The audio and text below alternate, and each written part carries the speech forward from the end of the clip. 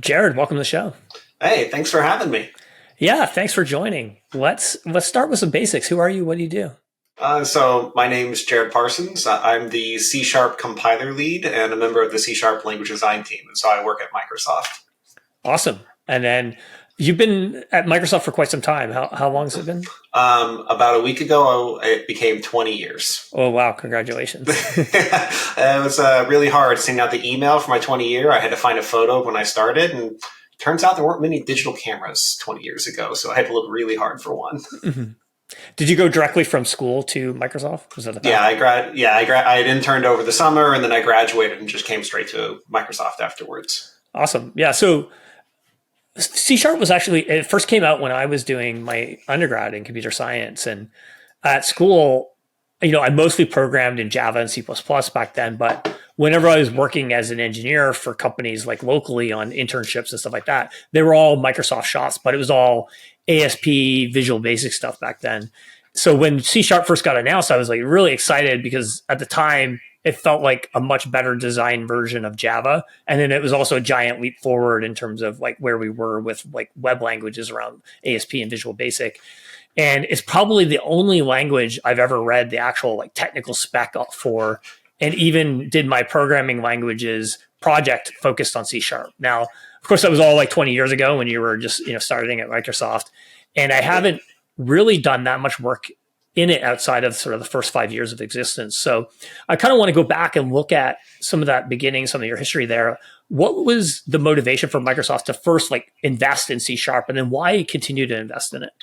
Yeah, so the initial investment predates me. I actually started as an undergrad using C Sharp 2 and then ended up moving into Microsoft and the .NET team a few years later.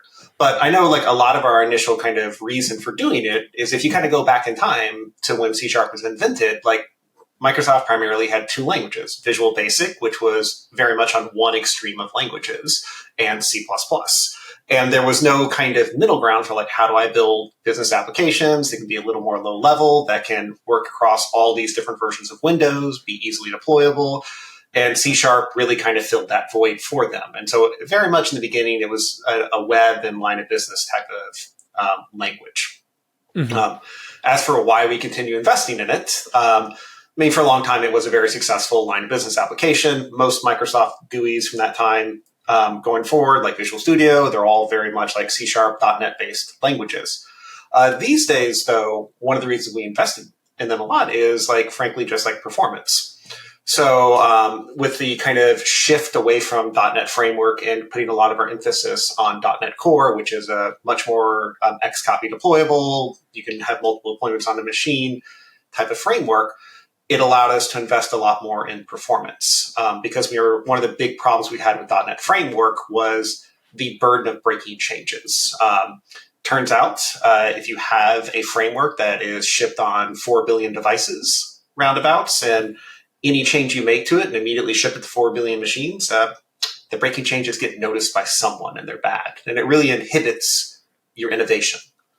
When we move to .NET Core, and we could let the customers control their deployment. When do I move to a new version of .NET or C Sharp? They can absorb breaking changes a little bit better, and we can start investing in things like performance. A lot of Microsoft services today, even within Azure, are written in C Sharp. And as pretty much with every release of .NET now, as we move forward, we can really focus a lot on performance and reduce those COGS costs for those services. And then that can have massive multiplier effects for the company, where it's just like, in November, we release a new version of .NET. A lot of services get cheaper to run for us and for our customers. In terms of the breaking changes, like how does that sort of like hinder the development of a language? So there's breaking changes on a couple levels. There's both kind of the how .NET does breaking changes when the runtime, how do the libraries do it, how do they change little semantics within performance, stuff like that. But in terms of language, which is where I'm more centered, breaking changes is a very big deal. One of the things I drive home for the compiler team, that's very much one of my mottos, is the number one feature of C Sharp is compatibility. It's like we very much want the experience of you are not afraid to move the new version of .NET. You're not afraid to buy a new version of Visual Studio because you know your code's going to keep compiling. We will not break you. We will make sure that unless you have done something absolutely extreme, like it's just going to work. And that is indeed our number one feature.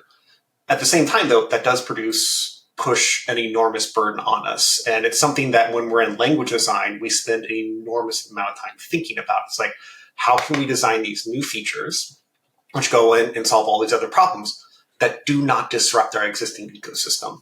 And we have both an enormous amount of discipline in like how we design, how we test, how we preview, and how we ship to make sure that we kind of keep that mentality. Yeah, I mean, when I think about even like in the API world, like obviously any breaking change there is a big deal, especially if you have it's a widely used API. Essentially, you're like signing a contract in any ways about how this thing's going to work. And languages are like the ultimate contract, because if suddenly like a function that I called that's like core to whatever it is I built like works substantially different or goes away, then that it's hard to like know what's going on there, but it's also like completely detrimental to the product that I've built. And there's also a new learning curve that will be experienced by the organization to learn whatever those kind of changes that were made that are no longer backwards compatible. Yeah, it is very much a big problem. And the good thing, though, is these days we actually have a few tools to help us out. If you shift back like 10 years in how .NET worked, whenever you got a new version of .NET, everything was latest. Like you get the latest version of .NET, you get the latest version of language. And that meant the breaking change bar, like there was no lever for us. It's like any decision we make to change behavior affects everyone when they move forward. About 7-ish years ago, with kind of the move in the .NET SDK, what we did was C# has always internally understood what version of the language it's operating on. It has a version tick under the hood. And what we did is whenever you move, kind of the way you move forward in .NET is you say, hey, I want to move from like .NET 2 to .NET 3 to .NET 5 and so forth. Under the hood, we just move the language version along with that new version of .NET. And that's very different from getting. Like you might get a new version of our product or a new version of our SDK. That changes nothing. When you go into your code and you're like, hey, it's time for me to move to the new version of .NET. I want to switch something in my code. Under the hood, we move that language version forward. It just kind of ticks with the version of .NET. Mm-hmm. And that has been an enormous lever for us to basically say, okay, we found a particular behavior, how switch expressions work, a very good example is in .NET 7, we changed very much how lambdas, type inference around lambdas, and overload resolution around lambdas. That is an enormous breaking change in terms of how very corner cases of overload resolution work. We knew that would break customers. Like there was no doubt. It's like, we're going to make some changes. A lot of things are going to get better. We're going to break some people. But because we had this lever at our disposal now, we just said these new rules don't take effect until you're on .NET 7 or higher. Mm-hmm. And so that let us have an experience where we could do these breaking changes that were overall good and move the product, language, and ecosystem forward, but didn't impact any of our existing customers until they chose to take the journey with us. And then we had a lot of guides for like, if you're one of the people who hit one of these corners, like here's how you kind of get yourself out of that corner. But it kept that model we want of don't be afraid to get a new SDK. Don't be afraid to get a new Visual Studio. The code's going to keep working. The changes, the breaks we introduce will happen when you move forward to .NET. And there's a lot of emphasis around that and help to get customers over that hump. Mm-hmm. What's the cost, though, to the team at Microsoft to, one, like, I imagine there's like a certain amount of like bloat that comes with trying to maintain backwards compatibility or maintain, older code that's there for certain versions of the language. But also, what about like, how does bug fixes work? Like if there's a bug with an older version that doesn't exist in the newer version, is that something that you actually spend time fixing, or is essentially the workaround for somebody is like, they'll just need to progress with the language? Most of the time, we do bug fixes that affect all versions of the language. Like people come to us and say, I have a bug, and we're like, yep, that goes all the way back to here, and we'll fix it. Ideally, what we try to do is, for most bug fixes, thankfully, a lot of it is my code doesn't compile. Fixing my code doesn't compile is, except in extreme cases, not a real meaningful compat change to your customers. So fixing those, there's no fear of those. It's like, okay, yeah, this needs to compile. You're right. We have a spec violation. Let's go fix that. What becomes more devious is when you find bugs for code that does compile, but compiles incorrectly. And then we have to make a very conscious decision of, do we make this change and then affect anyone who's using the compiler? Or do we say, this is, we want to tie this change to a new version of the language. You must actually move forward to a new version of .NET before you see this bug fixed. And a lot of that just really comes down to experience and gut feelings on, we look at the scenario and we say, how likely do we think it is that how many customers are going to hit this? Like if it's a very, very tiny amount, just make it the blanket change and move forward. If we're like, that's a pretty big scenario, we know a lot of customers hit that, then we're much more likely to say, let's tie that behavior to a new version of language. Mm-hmm. And that does introduce costs. We do have an enormous amount of test code, which is just what happens when you compile this code with this version of language and that version of language. It's very common in our code, if you're familiar with XUnit, to see theories in our code where it's same code, this version of language, that version of language. What does it do? That's very common in our code base to see that. And compat is an enormous burden. Like I say, we go through very big links to make sure we do it. One of my favorites is depends on the day, but between 4 to 8 times a day, we change the C# compiler that builds Visual Studio. And we rebuild the entire product. And so it's basically, as we merge pull requests into GitHub, within about 4 hours, we've produced a new compiler. And then about 8 hours later, that compiler has built Visual Studio. And that is an enormous code base that has been developed over the entire lifetime of C#.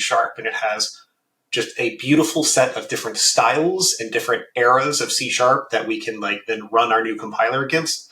And one of my jokes is, you haven't actually become a member of the C# compiler team until your code can get all the way through our rigorous GitHub pull request, but then break the Visual Studio build. It's that's when you've arrived and you've become a real member of our team.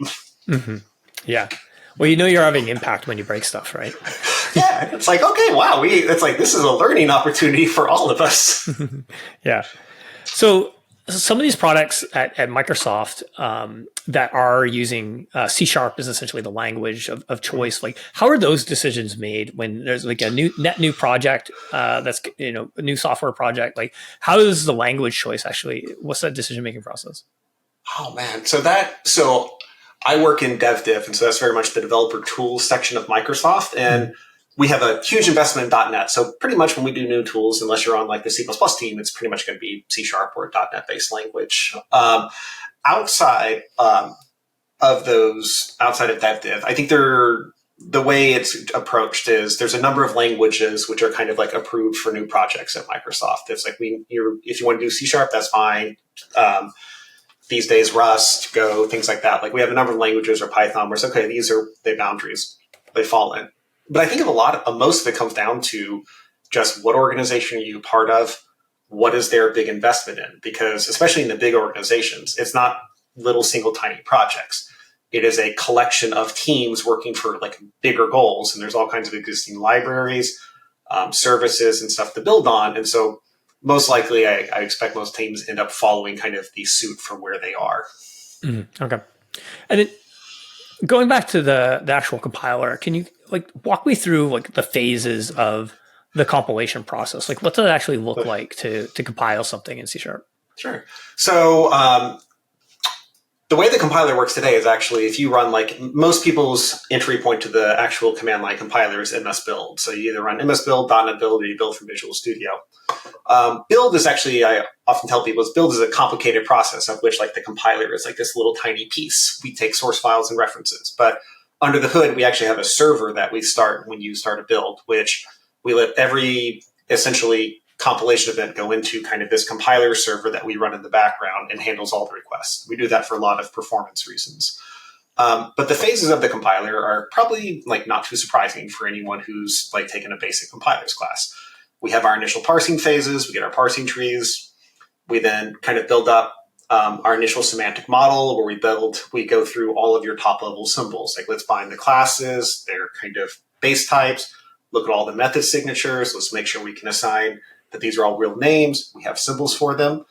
And all of that stuff is actually done in parallel. So we do all of our parsing, for instance, we just basically parallel parse every file in your code base. Then we start running through initial binding, getting those decal trees. And then we do what's called compiling method bodies, just going method by method, evaluating the syntax, binding, and emitting the IL. So in many ways, it's not too different than anything you would expect. What I think is really interesting about our compiler is we kind of think of the batch compiler as a secondary feature. The C# compiler is very much developed as a library. So if you go and pull apart the actual csc.exe, it's about 1,000 lines of code. It's not that much. And all it is basically grabbing arguments and calling into our library. And that library, if you look at it, like we have a full fidelity syntax tree. Like you can ask the library to parse a file, you'll get back a beautiful syntax tree that if you take that syntax tree and two-string it, you'll get like byte for byte identical strings that you initially parsed. And we're very rigorous about that. You will have what we call a semantic model, where you can basically say like, hey, I have this node in the tree. Can you tell me what symbol that is? Can you take that name string and give me a symbol and let me see if that's the string for .NET or some other serialization artifact over here? And that API is very much used by things like Visual Studio. The entire Visual Studio experience is built on top of the compiler as an API. And that is very much like the most interesting part of our compiler. And from that perspective, it doesn't really have phases. Like, yes, we understand the IDE is largely going to do parsing on top of us, but then they're going to grab random semantic models and start asking questions because they have to do things like colorize files. They need to know what type of token is this, what category is. They want to know, hey, is that thing a class? Is it a struct?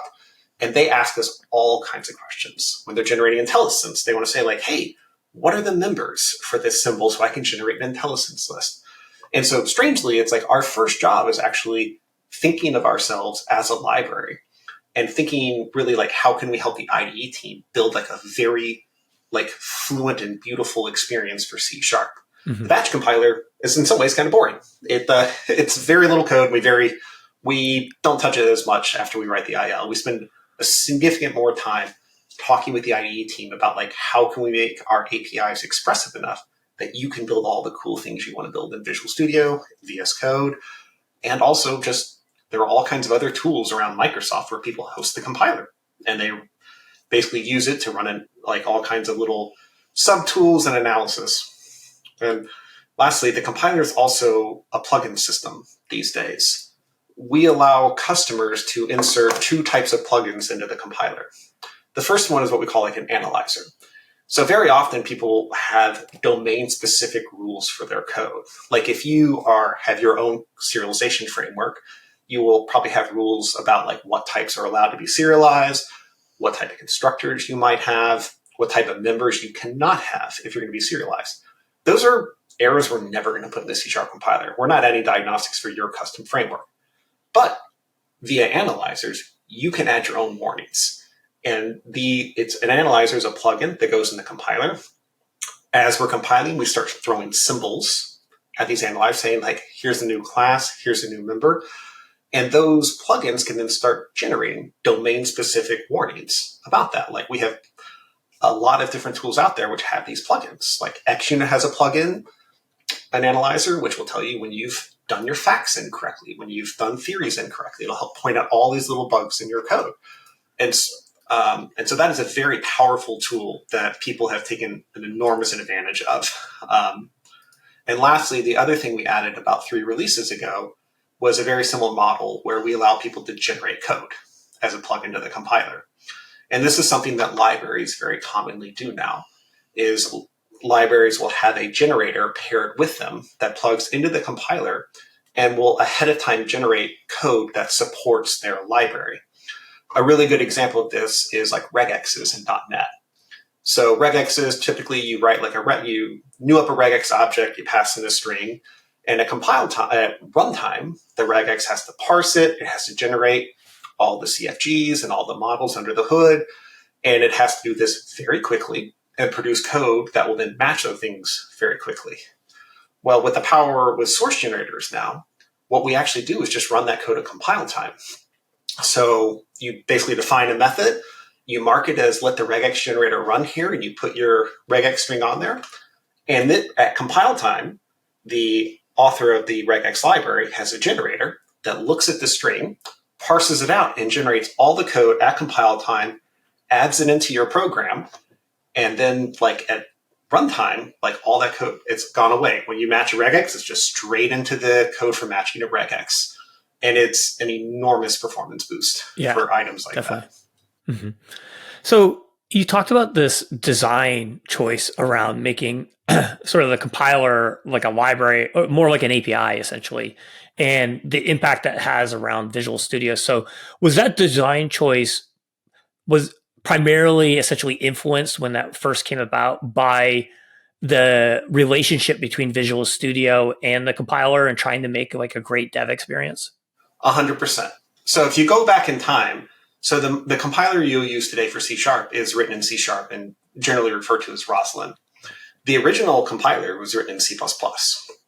And it was very much, if you looked at how Visual Studio was constructed, we had a compiler team, and they went off and built the compiler. And we had an IDE team that went off and built the Visual Studio experience.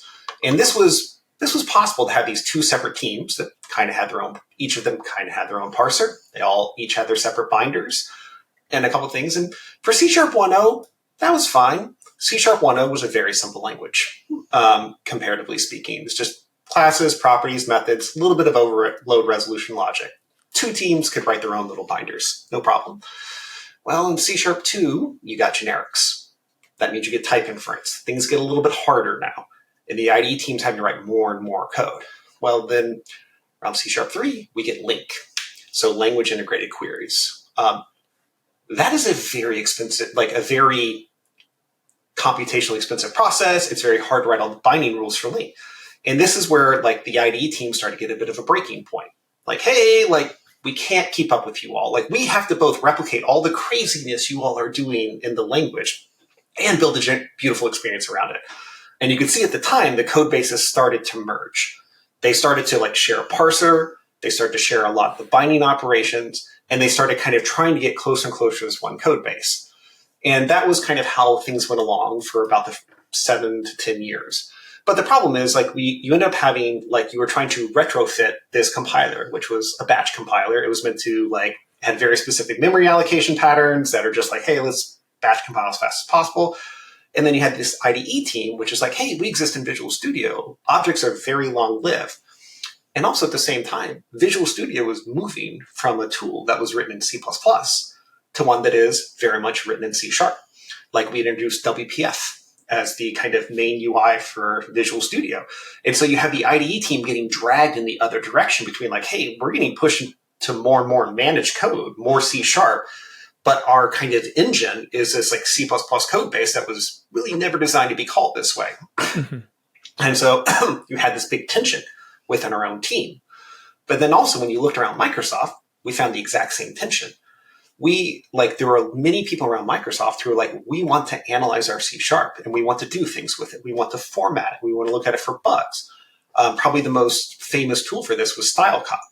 StyleCop was not a person who came by and used a C# compiler.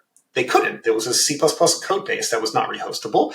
They rewrote basically a C# parser and analysis engine in C#. And that was not unique. We found, I think, something like 10 to 20 different C# parsers and binders in the company of varying degrees of accuracy. And so there was a tipping point that kind of got hit around the Visual Studio 2010 release, and a little bit before that, where Visual Studio had gone so far into managed code and so far into C#, the C# language was having problems keeping up with Visual Studio and getting the experiences we wanted out of it. And that's when they kind of said, it's time to rethink how we're approaching this problem. Mm-hmm. We need to think about compilers as a service to the IDE, to the batch compiler. We want to rethink this, and we want to kind of restart this process. And that's when a portion of the team forked off for a number of years to kind of re-engineer the compiler as a library approach, and then rebuild our IDE services and batch services on top of it. It was a pretty big bet back then, and it took about 5 to 6 years to come to fruition, but it was definitely very much an inflection point in the development of the language. Yeah, it makes a lot of sense that you would end up with sort of this like siloed parsers all over the place, because there's lots of places in different types of products, like dev tools and stuff like that, where it's valuable to be able to like parse the language or show some representation of the language, or even do something like IntelliJ as part of the dev tool, that then you end up like basically recreating certain parts of the parser. So the design choice makes a ton of sense. Like I can really see why you essentially moved in that direction. And actually, a project I worked on when I was in graduate school was this project called Tagsy. And I tried to build it into Visual Studio, where the idea was it was kind of like a new take on commenting, and also being able to jump through code where you would like tag different parts of the code. You could like tag something as a bug and have some sort of reference in it and stuff like that. And we would have to parse the code essentially to build this like tag hierarchy structure and stuff like that as a plugin. And it was a lot of work to try to do it in Visual Studio with C# at the time, because we end up basically having to resolve that problem of like, how do we actually parse the code and get something intelligent and pull out the pieces that we need. And it would have been great to basically hit an API endpoint to do most of the work for us. Yeah.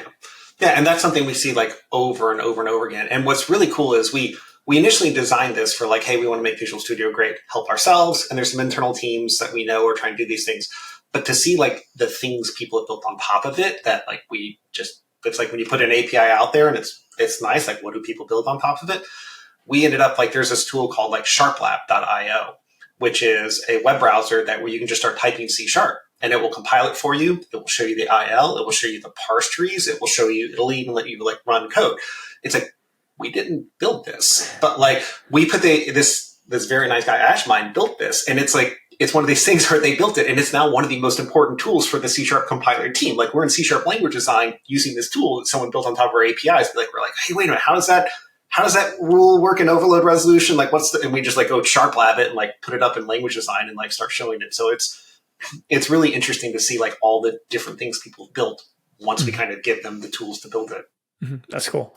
What's the process of like implementing a new feature in the compiler, and how is that different maybe than implementing a feature in sort of like a classic application that's maybe like a SaaS app or a consumer application or something like that? I think the actual process is the way we approach this is we do pretty much all of our features in a feature branch. So we just throw a new branch up on GitHub and we start working in there.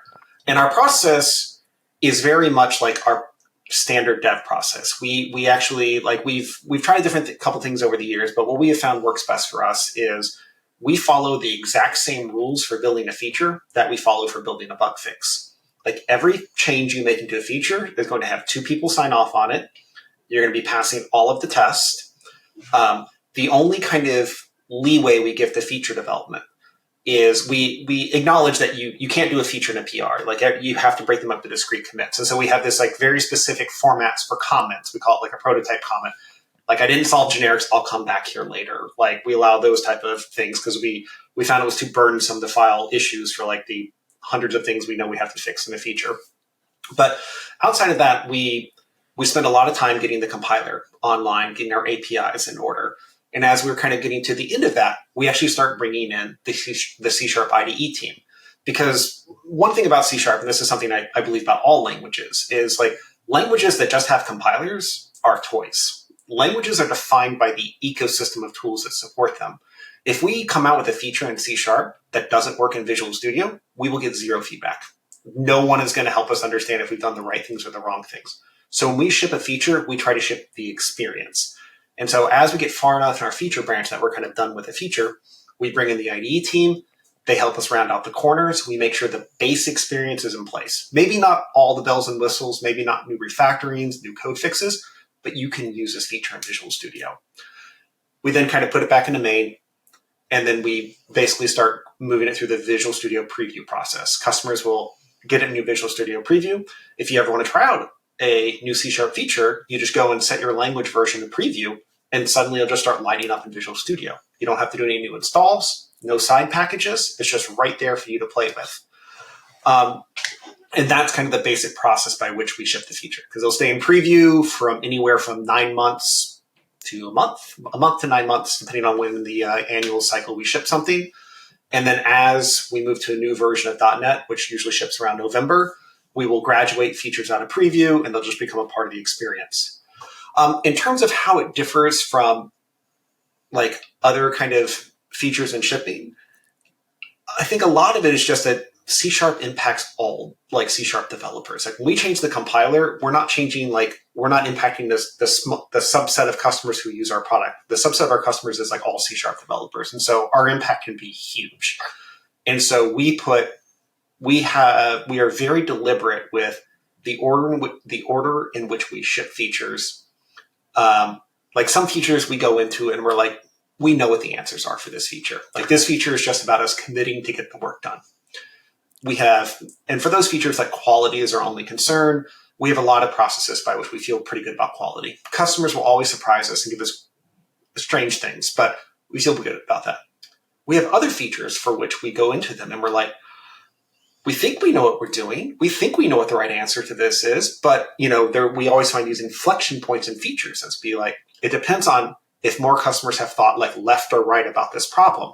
And so features like that, we are very deliberate in that we try to ship them very early in the release because we want to give people as much time as possible, play with them, give us feedback, tell us if we made the right, left, and right decisions here so that we can adjust course before we actually hit RTM, fix them. And the other problem, which might be different from other things, is when we ship something, like we're going to be maintaining that forever. Like these are forever decisions. And that is daunting at times. We do have some leeway. Like when we ship a feature, I often tell customers for the first 6 months, I can change anything I want. I can break changes. Like there are bugs. They're just, we made a slight design decision here. We're going to fix that. But once you get to like a feature's been in the wild for like 9 months to a year, at some point it becomes permanent. And so it is a very daunting thing to think about when we ship, like, did we make the right decision? Because we have to maintain this forever. Mm-hmm. And what about the actual release cycles and how has that changed over time? So when I first started at Microsoft, our release cycles were somewhere between 2 to 5 years. So depending on which product cycle you're on, like where you were, there were some longer releases and shorter releases. And I remember back then when we go into release, like if, when you get into that like ship date, like, and we also had not a lot of like kind of update mechanisms. It's like where you have security updates and like reliability updates only, like no feature patches in the middle. So when you're getting to like kind of that ship or no ship decision and you're like, my God, like if I can't convince my manager to ship my feature, like customers might not see it for 4 years. Like this is like, it became like the intensity in those discussions would be quite high because this is like real things. As we move to kind of .NET Core model now though, like because things have gotten better and better over time. But now with .NET Core, we ship annually. So we ship like an RTM release pretty much every November of .NET Core. And in terms of Visual Studio ships about 4 times a year. And what we do is basically as soon as possible, like either like after we've RTM'd the new version of .NET, we immediately start working on the next one. And we try to very much get our features into Visual Studio as fast as possible to preview them for the next version of .NET. So we're shipping all the time. And I remember it's so funny, like because I have a lot of people who report to me who are fairly new. And I remember one of them getting like very upset, like, if my feature doesn't make it here, it's going to be like 1 year before customers see it. I'm like, no, it's going to be like 3 months. Like you get to ship yours in preview in a few weeks. Like the next week, I used to have to wait like 5 years when I missed my ship window. It's like, the context of like different eras. So. Yeah, absolutely. I mean, I'm sure if you went back to like old days of working on operating systems, like, the release cycles are like massive, and it's a whole other world. You mentioned this, like having this kind of like 6-month window where you might be able to make whatever changes that you want. Is there an example of like, I guess like a feature or choice that was made that turned out it was like the wrong choice, like a mistake that you had to actually come back on? I'm trying to think. I mean, we have these all the time. They're usually kind of in more of a side channel that impacts very little people. I mean, I'll give you a good example. Like we just released collection expressions, which is a feature in C# in .NET 8, and it's basically a syntax that serves two very good purposes for C#. One, it is a very concise syntax for creating collections. Like someone who is more familiar with Python would be very happy with this type of syntax. It's very minimalistic for creating these types.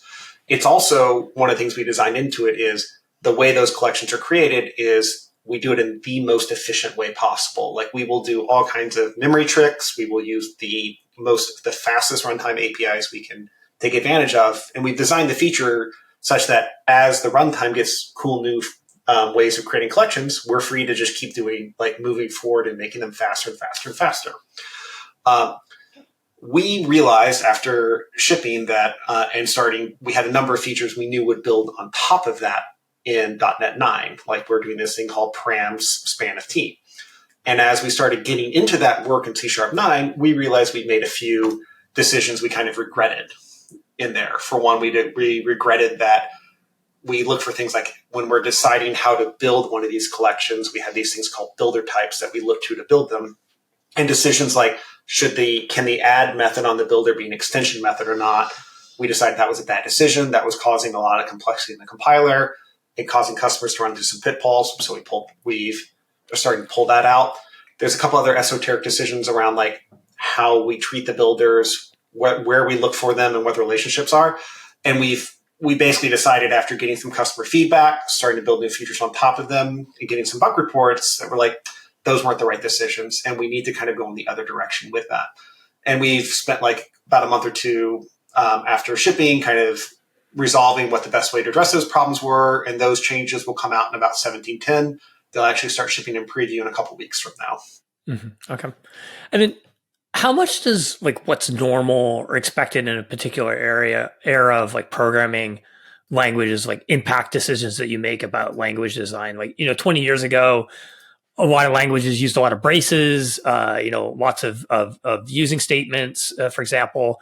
And then there's been sort of, as different types of applications have been built, there's all like a focus on sort of minimal languages now, like with Python and Go and so forth. And, most programmers are building for the web today, not the desktop, which I think also probably influences like the style of the languages that were used. Like how much does that kind of impact the decisions in the different eras of C#?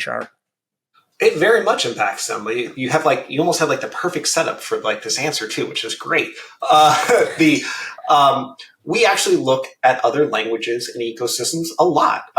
Like languages are, a competitive space. I mean, I think that I say that in like a fun, happy way, but it's like we absolutely like look at other languages and ecosystems and say like, do new programmers have a better time going to that language, or they have a better time coming to our language? And we do absolutely look at things like that. And a great example was .NET 7, where at the kind of start of .NET 7, if you took, kind of a hello world web application, like just a standard, like put up a web page, basic thing. And what we did was we basically said, like, let's put Node, Go, and .NET side by side. And let's look at them from the standpoint of someone who wants to start programming, who wants to find out what language and framework am I investing in. And like, we were not nearly as good. Node and Go were like so much better than us in terms of minimalistic style, having like a single file, having like a lack of ceremony associated with them. And we made a very deliberate effort across both the .NET runtime, the ASP.NET surface area, and the C# language to say, we need to be in a better competitive space there. We need to be we want to be attractive to new programmers. And we took an entire release of the language. We made invasive changes to, like I mentioned, like overload resolution, how lambdas work, which are very scary things for us because those are, people get very deeply ingrained in how those things work in ways that they don't understand. They're relying on all these subtle rules that we're about to change.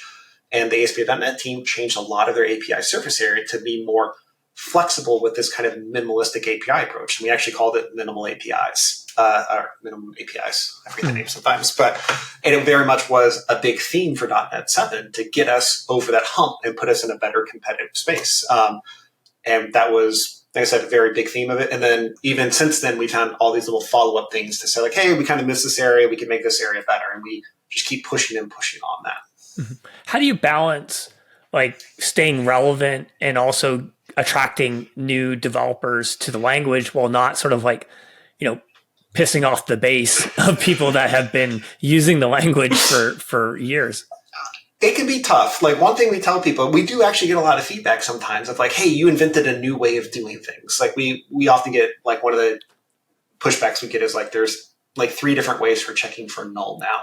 Mm-hmm. And we always tell people it's like, that's the cost of innovation. It's like, we very much like made decisions to put pattern matching into the language because we found it was such a powerful tool in the web space for dealing with requests and dealing with data. But it does, as a side effect, mean that you introduce like new ways to do comparisons. And if you want to have a slightly different way of checking for null, like you could do it. And we do get pushback on that. Customers are like, you're making the language more confusing. You're making it harder. And our feedback to them is like, you don't have to move forward. Like C# will keep compiling your old code and your old patterns forever. If you don't want to take the journey with us, like there's nothing stopping you from using the patterns and tools that are familiar to you. We're not breaking them. But we are telling people if you want to embrace like the new way of doing things, this is how we move forward. And here, and often like some of the carrots are like better code generation, better support, better integration with some of our tooling. But it is a balance, and we do our best to kind of strike it. We're somewhat successful in it, I would say. Has like the growth and adoption of something like JSON on the web influenced decisions that you made around the language? Like I think one of the reasons I think JavaScript and frameworks like Node caught on is there's just such a simple mapping between, I think, like JSON and the language is just like a direct mapping as the object structure. But in languages that are type-based and have more complex object structures, like it's a bigger lift, essentially. You end up like parsing the JSON using a parsing library and then kind of trying to map that back into a data structure or something. And it's harder to work with.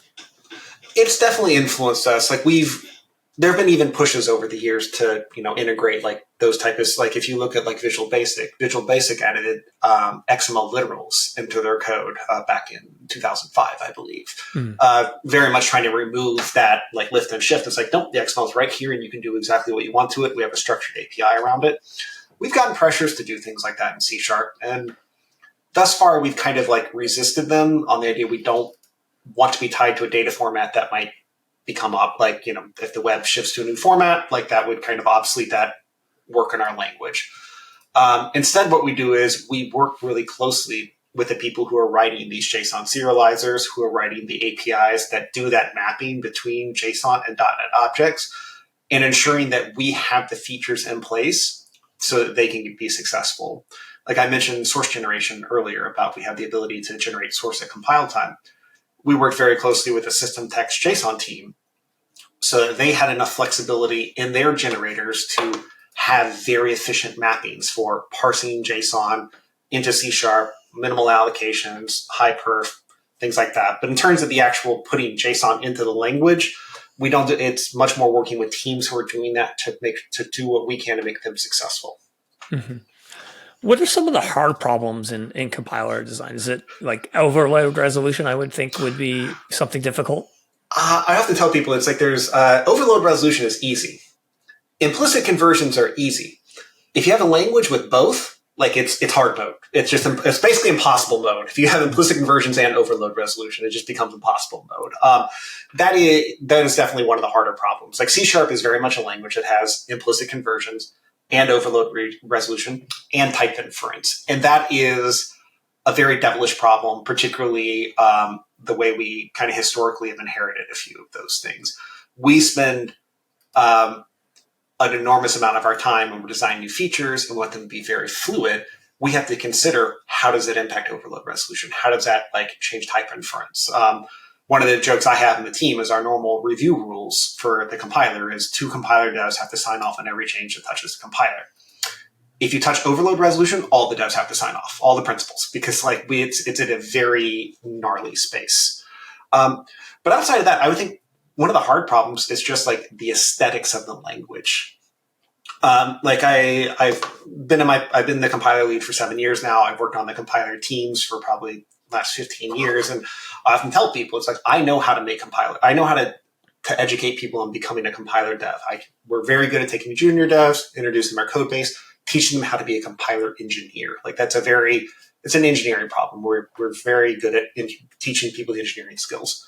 People are like, how do you become a good language designer? And my answer is like, you sit in the room for like 3 or 4 years and watch people do it, and hopefully you can become good too. Like it's such an aesthetic thing, and getting the aesthetics of the language right, it's an art, and it's very hard, and there are not that many people who are very good at it. Even myself, I've been here 20 years. I've done most of my work there, and I still do a lot of I submit a lot of designs that go into the C# language, particularly kind of our performance areas. But even me, like I understand that my skills do not include like pure aesthetics of the language. And I often joke, I will submit some designs sometimes. Well, the aesthetics will be deliberately terrible.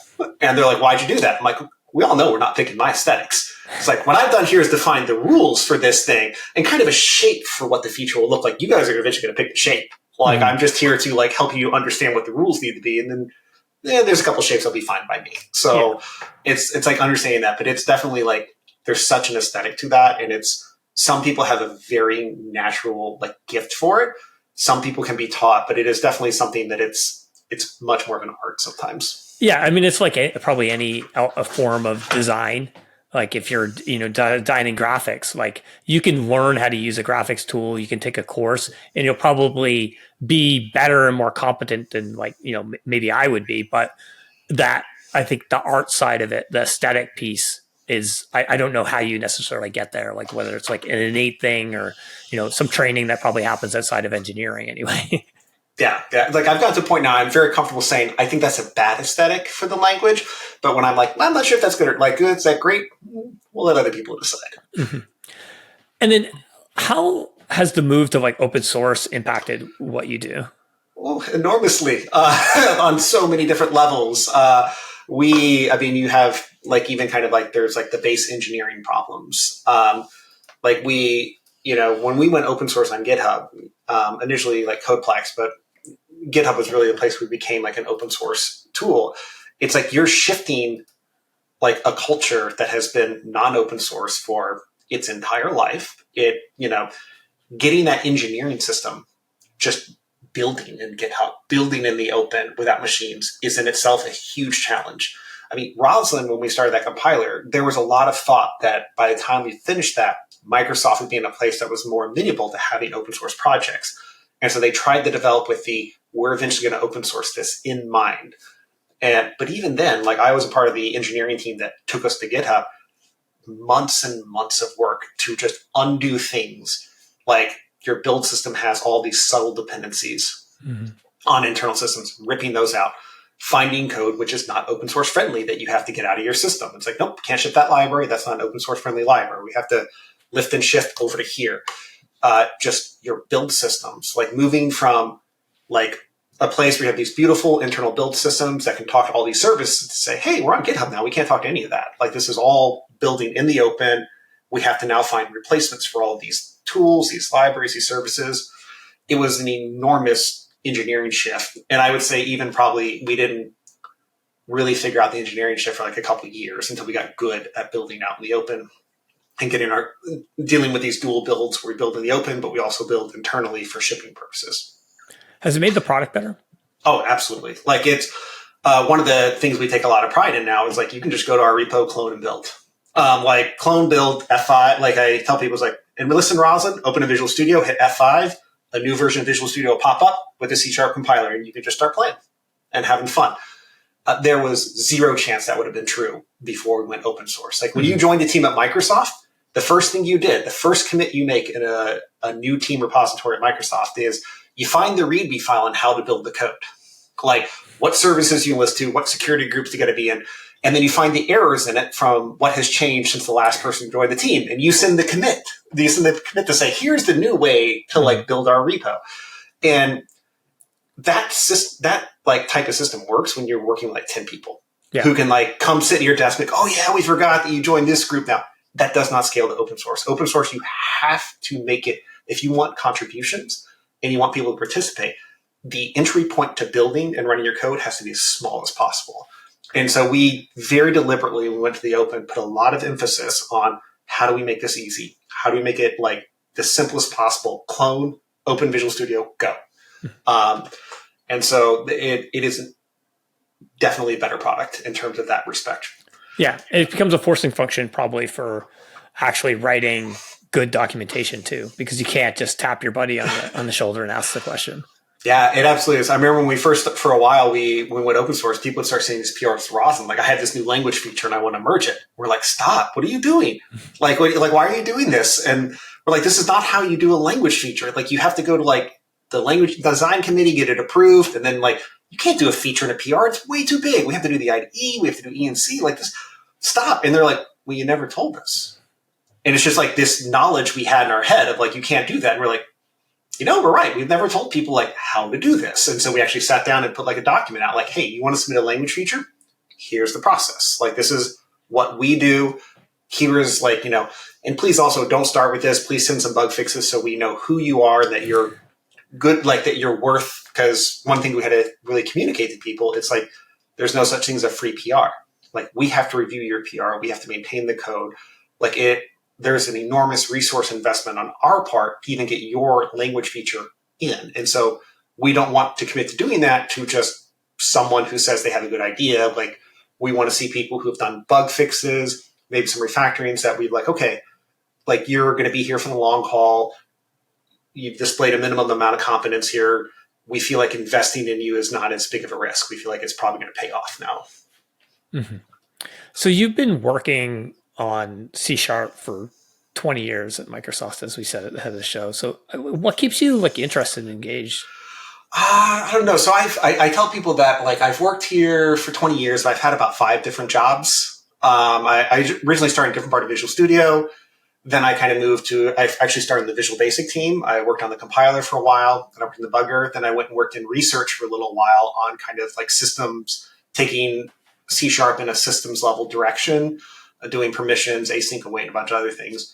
And then coming back, I came back to the .NET team about 7 or 8 years ago and took over the C# compiler lead. And so I've had a number of different roles over the years. And I think the thing that keeps me interested is like, there are just so many different problems to solve. Like, yes, my main job is usually the C# compiler lead, but I also do things like I help out with our infrastructure because we have an enormous infrastructure for .NET. The scale of testing we have, the scale of our builds problems, our security challenges, and we're always constantly changing what we're working on. Like, we used to be like a couple of years ago, like it was like Office programming. Then we're having to like learn. We have to learn about that to help solve those problems. We have to learn about ML for a while to help solve some ML problems. And we had a big performance push, which helped me learn a lot about like how performance work, what matters, how can I help these guys with C# so that they can write better performant code. And now we're starting to learn about things like AI.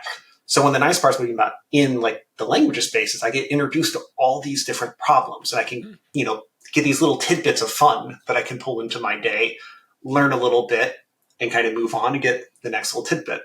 And also, the .NET team is just fun. Like, there's people, I often joke with people, it's like people come to DevDiv, but they don't leave. Like, because DevDiv, we have fun problems. We have a really good culture. And a lot of like my out of work friends I met at Microsoft on our teams, and we had enough fun working together that we started hanging out afterwards too. And so it's just a really fun team to be on. Yeah. Yeah, and I would think for like working on a language that's been around for this long and been relevant as well. It's like it's evolving as the industry evolves as too. Like some of these things that we talked about, like different eras that align with like what is relevant in the industry at any given point, and that's changing all the time as well. So there's always like new problems to solve. Yeah, absolutely. That is definitely part of the appeal to it. Is it is always changing. The environment around us is always changing, and so it's not the same old job every day. It's like a new facet to your job, like every year or so. Awesome. So as we start to wrap up, what's next for C#, and is there anything else you'd like to share? What's next for C# is like, I think we're kind of looking forward to kind of .NET 9 upcoming. So we've got a number of performance features we're working on. We've a big area of performance for C# is what we call like ref structs and span of T. That's kind of our basic performance primitives. And in this release, we have a number of features where we have been establishing the building blocks for these features over the last few releases. And so in this upcoming release, we're probably getting param span of T, which will give us a 0 alloc overhead variable argument calling format in C#, which is really exciting. And we're also changing language so that we're likely changing language so we can start passing these ref structs as generic arguments and have them implement interfaces and make them a lot easier to program with in kind of our lower level parts of the framework. And on the productivity side of C#, we have this project we've been incubating for a couple of years now. It's called either shapes or roles, depending on when you've started paying attention to it, but will be likely released under the moniker of implicit and explicit extensions. And like I said, this has been in incubation for about 2 years now. and we're likely going to be shipping the first kind of slice of that puzzle in .NET 9. And so I'm really excited about kind of that work upcoming. Awesome. Well, Jared, thanks so much for being here. Like you've had such an interesting insight into the history of everything that's happened with C# in there almost from the beginning. I feel like I could talk for another hour on this, but I want to thank you so much for taking time and being here. So cheers. Thanks so much for having me. It's been a great time.